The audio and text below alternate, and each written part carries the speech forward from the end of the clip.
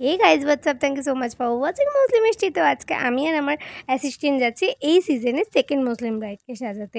সবে সবে যে ঈদ শেষ হয়েছে তাই এখন অনেকগুলো বুকিং রয়েছে। যাই হোক, একটা জিনিস কেনাকাটা করা ছিল, করে নিয়ে ওর ভাই এসেছিলো আমাদেরকে আনতে। এই ব্রাইডের লোকেশনটা অনেকটাই ভিতরে ছিল, সেই কারণে আমাদের কোনো অসুবিধা হয়নি যদিও।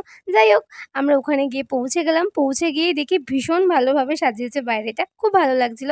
যদি আমাদের ক্লায়েন্টের ব্যবহার ভালো হয় তাহলে আমাদের সত্যিই খুব ভালো লাগে। এই ক্লায়েন্টের একটা মিষ্টি গল্প রয়েছে, সেটা হচ্ছে ওর একটা কাজিনের বিয়েতে আমাকে সাজাতে দেখেছিল। তারপর ও ২ বছর আমাকে খুঁজেছে ওর নিজের বিয়েতে সাজাবে বলে। আমি যেতে না যেতেই ও আমাকে জড়িয়ে ধরে আদর করে বলে, "দিদি, আমি তোমার কাছেই সাজবো বলে এতদিন ধরে তোমাকেই খুঁজছিলাম।" যাই হোক, ওর লুকটা আমার উপরে পুরো হ্যান্ড ওভার করে দিয়েছিল। ও বলেছিল, "দিদি, তুমি শুধু আমাকে বিন্দিটা লাগিয়ে দিও আর তোমার পুরো মনের মতো আমাকে সাজিও।"